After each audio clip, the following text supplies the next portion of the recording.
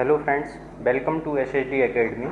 Friends, आज हम कला और संस्कृति के अंतर्गत कुछ जनजातियों के विषय में बात करने वाले हैं और इस लेक्चर सीरीज के प्रीवियस वीडियो में भी हमने कुछ अन्य जनजातियों के विषय में बात की थी। तो अभी तक हम उत्तर पूर्वी भारत, मध्य क्षेत्र और दक्षिणी क्षेत्र की कुछ जनजातियों के विषय में बात कर चुके हैं। आज के इस वीडियो में हम दक्षिणी क्षेत्र की कुछ प्रमुख जनजातियाँ, जहाँ मुख्य रूप से टोडा, कोरमा, गोंड भील, कडार, इरूला तथा कानी आदि प्रमुख जनजातियां पाई जाती हैं। तो दक्षिणी क्षेत्र के अंतर्गत केरल, कर्नाटक और तमिलनाडु, इन 3 राज्यों को शामिल किया जाता है। और आज के इस वीडियो में हम इन्हीं 3 राज्यों के अंतर्गत पाई जाने वाली प्रमुख जनजातियां, जिनमें टोडा तमिलनाडु राज्य से संबंधित है, सिद्दी जनजाति जो कि कर्नाटक, महाराष्ट्र और गुजरात, इन 3 राज्यों में मुख्य रूप से पाई जाती है। कनी जनजाति, इसका संबंध केरल राज्य से है और इरूला जनजाति, इसका संबंध तमिलनाडु राज्य से है। तो आज के इस वीडियो में हम इन्हीं जनजातियों के विषय में बात करेंगे, क्योंकि ये किसी न किसी कारण से चर्चा में रहें। तो सबसे पहली जनजाति है टोडा जनजाति। हाल ही में टोडा जनजाति के लोगों द्वारा कोविड-19 के संक्रमण से बचने के लिए मास्क बनाने के लिए अपनी पारंपरिक कला का उपयोग किया जा रहा है और इस कारण ये जनजातीय समुदाय चर्चा में रहा। इससे संबंधित तथ्यों की बात करें तो यह नीलगिरी पहाड़ियों में पाई जाने वाली एक चरवाहा जनजाति है और इनकी आजीविका का मुख्य आधार डेयरी उत्पाद, बांस, बेंत इत्यादि हैं। तो इस जनजाति का संबंध मुख्य रूप से नीलगिरी क्षेत्र से है और नीलगिरी भारत का पहला बायोस्फीयर रिजर्व है, जो कि भारत के 3 राज्यों में विस्तारित है। अब इसकी कला की बात करें तो इसके द्वारा एक कढ़ाई की जाती है, जिसे टोडा कढ़ाई के नाम से जाना जाता है। यह मुख्य रूप से इस समुदाय की महिलाओं द्वारा बनाई जाती है और इस जनजाति के सदस्यों द्वारा विशिष्ट पोशाक के रूप में एक शॉल का प्रयोग किया जाता है, जिसे पुटकुली नाम से जाना जाता है। और इस जनजाति द्वारा इस पारंपरिक परिधान का उपयोग विशेष अवसरों पर किया जाता है, जैसे कि किसी त्यौहार, विवाह या मृत्यु के समय में। और इस टोडा कढ़ाई को GI टैग भी मिल चुका है। अगली जनजाति की बात करें तो अगली है सिद्दी जनजाति। भारतीय संसद द्वारा हाल ही में लोकसभा में संविधान अनुसूचित जनजाति आदेश संशोधन विधेयक 2019 पारित किया गया, जिस कारण यह जनजातीय समुदाय चर्चा में रहा। इस विधेयक को पारित करने का मुख्य उद्देश्य था कर्नाटक राज्य के बेलागावी और धारवाड़ जिले में इस जनजाति के सदस्यों को अनुसूचित जनजाति के रूप में नोटिफाई करना और सिद्दी जनजाति के अतिरिक्त परिवारा और तलवार, इन 2 समुदायों को भी ST के रूप में नोटिफाई करने के लिए यह विधेयक लाया गया है। तो सरकार द्वारा समय समय पर इस प्रकार का विधेयक लाया जाता है, ताकि कुछ ऐसे समूह जो अभी छूट गए हैं उन्हें इसमें शामिल किया जा सके। अब इस जनजाति से संबंधित हम कुछ प्रमुख तथ्यों को देखते हैं। तो यह जनजातीय समूह इंडो अफ्रीकी आदिवासी समुदाय से संबंधित है और इन्हें हब्सी तथा बादशाह जैसे विभिन्न नामों से भी राज्य में जाना जाता है। इस जनजाति के लोग पश्चिमी तट पर स्थित गुजरात, महाराष्ट्र और कर्नाटक, इन 3 राज्यों में निवास करते हैं और पश्चिमी तट का विस्तार भारत के गुजरात राज्य से तमिलनाडु राज्य तक लगभग 5 राज्यों में विस्तारित है, जिसमें गुजरात, महाराष्ट्र, गोवा, कर्नाटक और केरल, ये 5 राज्य शामिल किए जाते हैं। इस जनजातीय समुदाय को भारत सरकार द्वारा वर्ष 2003 में ST के रूप में वर्गीकृत किया गया था और यह PBTG में शामिल एक जनजातीय समूह है।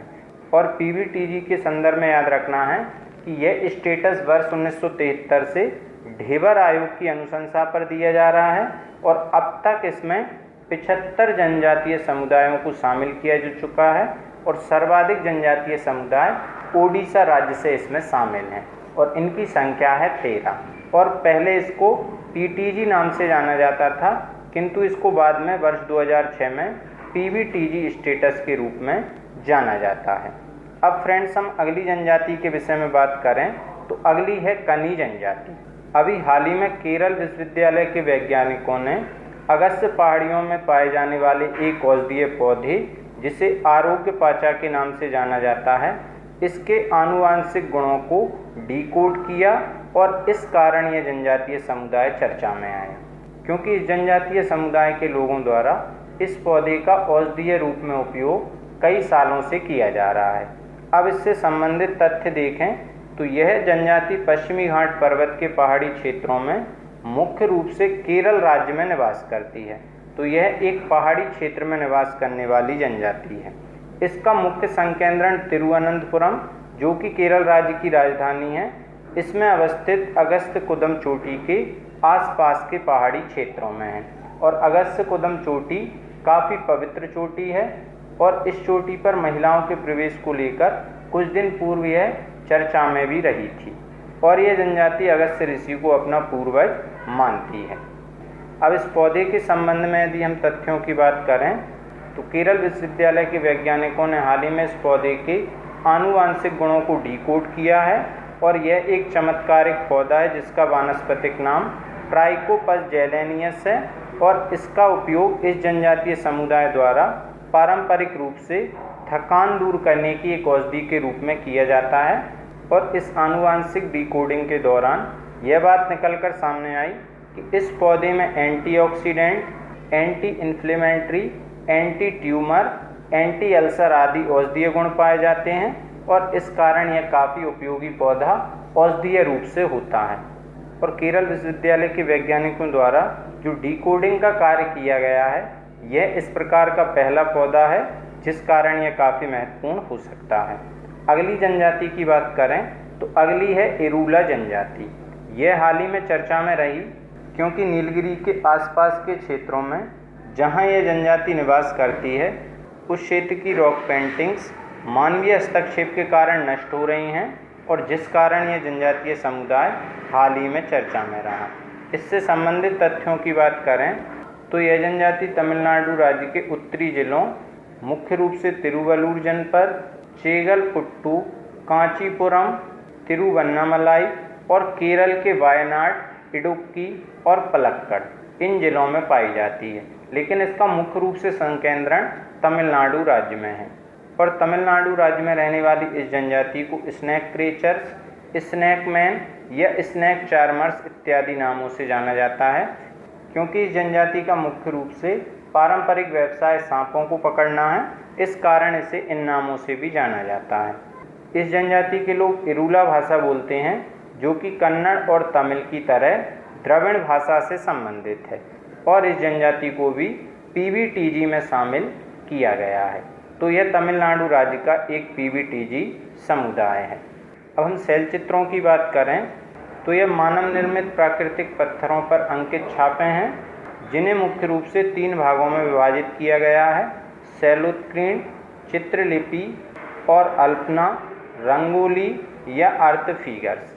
और भारत में यह शैल चित्र मुख्य रूप से भारत के गुफा समूहों में जिनमें शामिल हैं भीमबेटका की गुफाएं जो कि मध्य प्रदेश राज्य के रायसेन जिले में स्थित है। इसके बाद बाघ की गुफाएं जो कि धार जिले में बागनी नदी के तट पर स्थित हैं।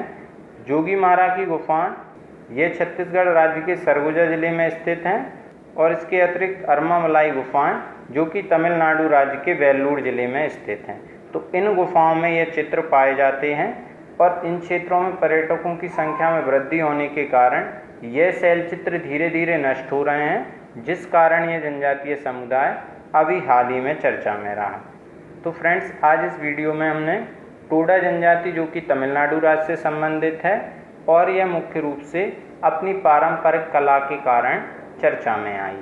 इसके बाद सिद्दी जनजाति, इसके लिए हाल ही में भारतीय संसद द्वारा एक विधेयक पारित किया गया जिससे कि इस जनजाति के ऐसे लोगों को जो अभी एसटी के रूप में नोटिफाई नहीं थे उन्हें इसमें शामिल किया जा सके। इसके बाद कनी जनजाति जिसका संबंध केरल राज्य से है और आरोग्य पाचा पौधे के उपयोग के कारण तथा उस पौधे के आनुवंशिक गुणों को डिकोड करने के कारण यह जनजातीय समुदाय चर्चा में आया। और इसके बाद इरूला जनजाति जिसका संबंध तमिलनाडु और केरल राज्य से है और हाल ही में शैल चित्रों के नष्ट होने के कारण यह समुदाय चर्चा में रहा।